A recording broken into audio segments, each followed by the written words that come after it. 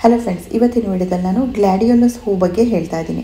ಇದ್ರ ಬಗ್ಗೆ ಈಗಾಗಲೇ ವಿಡಿಯೋ ಮಾಡಿದ್ದೀನಿ, ಆದರೆ ಇವಾಗ ಈ ಗ್ಲಾಡಿಯೋಲಸ್ ಅಲ್ಲಿ ತುಂಬ ಚೆನ್ನಾಗಿ ಹೂ ಬಂದಿರೋದ್ರಿಂದ ಅದ್ರ ಬಗ್ಗೆ ಒಂದು ವಿಡಿಯೋ ಮಾಡ್ತಾ ಇದ್ದೀನಿ. ಈ ಗ್ಲಾಡಿಯೋಲಸ್ ಅನ್ನೋ ಹೆಸರು ಗ್ಲಾಡಿಯೇಟರ್ ಅನ್ನೋ ವರ್ಡಿಂದ ಬಂದಿರೋದು. ಇದ್ರ ಎಲೆಗಳು ನೋಡಿ ಖಡ್ಗದ ರೀತಿ ಇರೋದ್ರಿಂದ ಆ ರೀತಿ ಹೆಸರು ಬಂದಿದೆ.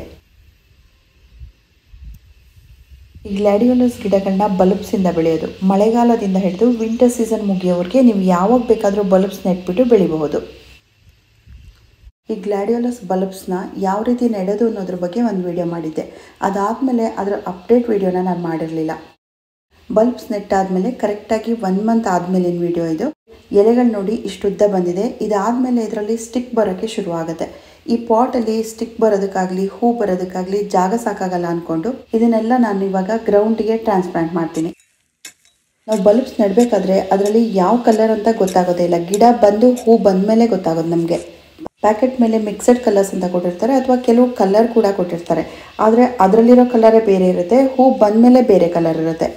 ಈ ರೀತಿ ಒಂದು ಕಡೆ ಬಲ್ಬ್ಸ್ ನೆಟ್ಬಿಟ್ಟು ಪುನಃ ಚೇಂಜ್ ಮಾಡಬೇಕು ಅಂತಲೇ ಇಲ್ಲ. ನೀವು ಫಸ್ಟೇ ದೊಡ್ಡ ಪಾಟ್ ತೊಗೊಂಡ್ರೆ 8 ಅಥವಾ 10 ಇಂಚಿನ ಪಾಟ್ ತೊಗೊಂಡ್ರೆ ಅದರಲ್ಲೇ ಬಿಡಬಹುದು. ಇದು ಸ್ಟಿಕ್ ಉದ್ದ ಬೆಳೆಯೋದ್ರಿಂದ ಅದು ಮುರಿದು ಹೋಗ್ಬೋದು, ಹಾಗಾಗಿ ಬೇರೆ ಕಡೆಗೆ ಚೇಂಜ್ ಮಾಡ್ತಾ ಇದ್ದೀನಿ.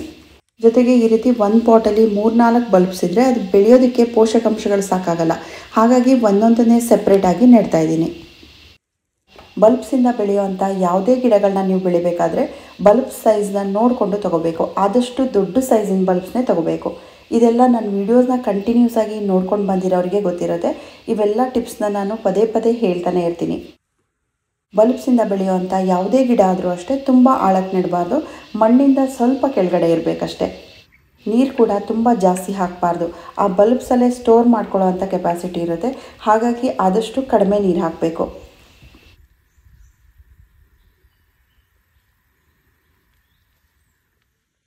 ಸ್ಟಿಕ್ಸಿಂದ ಹೂ ಅರಳೋ ರೀತಿ ಇದೆಯಲ್ಲ, ಇದನ್ನು ನೋಡೋಕ್ಕೆ ತುಂಬ ಚೆಂದ. ಮೊಗ್ಗುಗಳು ಬರೋಕ್ಕೆ ಶುರುವಾದಮೇಲೆ 3-4 ದಿನಕ್ಕೆ ಹೂ ಅರಳೋಕ್ಕೆ ಶುರುವಾಗುತ್ತೆ.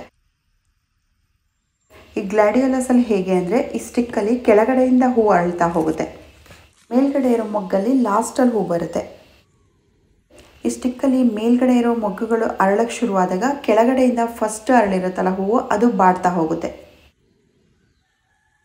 ಒಟ್ಟಿಗೆ ಒಂದು ಸ್ಟಿಕ್ಕಲ್ಲಿ ಹೂವು 15 ದಿನನಾದರೂ ಇರುತ್ತೆ. ನಾವು ಒಂದ್ಸಲ ಈ ರೀತಿ ಬಲ್ಬ್ಸ್ನ ಪರ್ಚೇಸ್ ಮಾಡಿಬಿಟ್ಟು ನೆಟ್ಟರೆ ಸಾಕು, ಪ್ರತಿ ವರ್ಷ ಮಣ್ಣೊಳಗೇನೆ ಅದು ಬಲ್ಬ್ಸ್ ಮಲ್ಟಿಪಲ್ ಆಗ್ತಾ ಹೋಗುತ್ತೆ. ಹಾಗಾಗಿ ಒಂದು ಬಲ್ಬ್ಸಲ್ಲಿ ಒಂದೇ ಸ್ಟಿಕ್ ಬರುತ್ತೆ ಅಂತ ಹೇಳೋಕ್ಕಾಗಲ್ಲ. ನಾವು ಎಷ್ಟು ಬಲ್ಬ್ಸ್ ನೆಟ್ಟಿರ್ತೀವೋ ಅಷ್ಟು ಬಲ್ಬ್ಸಲ್ಲಿ ಒಂದೇ ಸಲಕ್ಕೆ ಹೂ ಬರುತ್ತೆ. ನೋಡೋಕ್ಕೆ ಆವಾಗ ತುಂಬ ಚೆನ್ನಾಗಿ ಕಾಣಿಸುತ್ತೆ. ಇದಕ್ಕೆ ಪಾಟ್ ಮಿಕ್ಸ್ ನಾವು ಮಣ್ಣು, ಮರಳು, ಕಾಂಪೋಸ್ಟ್ ಮತ್ತು ಕೋಕೋಪಿಟ್ ಈ 4 ಈಕ್ವಲ್ ಆಗಿ ತಗೋಬೇಕು. ಒಂದು ಸಲ ಇದರಲ್ಲಿ ಸ್ಟಿಕ್ ಬೆಳೆಯೋಕ್ಕೆ ಶುರುವಾದಮೇಲೆ ಪುನಃ ಇದಕ್ಕೆ ಫರ್ಟಿಲೈಸರ್ ಕೊಡಬೇಕು. ಆ ಸ್ಟಿಕ್ಕಲ್ಲಿರೋ ಹೂವು ಪೂರ್ತಿ ಅರಳಿದ ಮೇಲೆ ಆ ಗಿಡಕ್ಕೆ ನೀರು ಹಾಕೋದಿರಲ್ಲ. ಆ ಗಿಡನ ಹಾಗೆ ಡ್ರೈ ಆಗೋಕ್ಕೆ ಬಿಡಬೇಕು. ಆ ಗಿಡ ಪೂರ್ತಿ ಒಣಗಿದ ಮೇಲೆ ಆ ಬಲ್ಬ್ಸ್ನ ನಾವು ಕಲೆಕ್ಟ್ ಮಾಡಿ ಇಟ್ಕೋಬೋದು, ಅಥವಾ ಮಣ್ಣಲ್ಲಿ ಹಾಗೆ ಬಿಡಬಹುದು.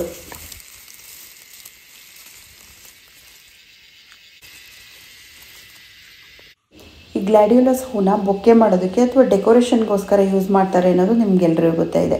ಆದರೆ ಬಲ್ಬ್ಸ್ನ ನಾವು ನೆಡಬೇಕಾದ್ರೆ ಯಾವಾಗಲೂ ಒಂದೇ ಕಡೆಗೆ ಲೈನಾಗಿ ಹಾಕಬೇಕು, ಅಥವಾ ಒಂದ್ರ ಪಕ್ಕ ಒಂದು ಹಾಕಿದಾಗ ಅದು ಹೂ ಬಿಟ್ಟಾಗ ನೋಡೋಕ್ಕೆ ಚೆನ್ನಾಗಿ ಕಾಣಿಸುತ್ತೆ.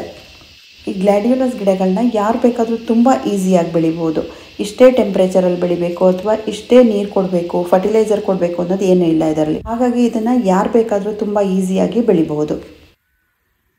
ಈ ಗ್ಲಾಡಿಯೋಲಸ್ ಗಿಡಗಳ ಬಗ್ಗೆ ಇನ್ನೂ ಇನ್ಫಾರ್ಮೇಷನ್ ಬೇಕು, ಆ ಬಲ್ಬ್ಸ್ನ ಹೇಗೆ ಡ್ರೈ ಮಾಡೋದು, ಆಮೇಲೆ ಅದನ್ನು ಹೇಗೆ ನೆಡೋದು ಅನ್ನೋದ್ರ ಬಗ್ಗೆ ಇನ್ನೂ ಡೀಟೇಲ್ಸ್ ಬೇಕು ಅಂದರೆ ನನ್ನ ಚಾನಲ್ ಪ್ಲೇಲಿಸ್ಟಿಗೆ ಹೋದರೆ ಸಿಗುತ್ತೆ. ಸೊ ಫ್ರೆಂಡ್ಸ್, ಈ ವಿಡಿಯೋನ ಇಲ್ಲಿಗೆ ಎಂಡ್ ಮಾಡ್ತಾ ಇದ್ದೀನಿ. Thank you for watching.